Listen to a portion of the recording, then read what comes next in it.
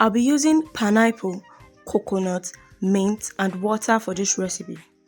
First, I'll be cutting the pineapple into smaller chunks since I have already peeled it behind the camera.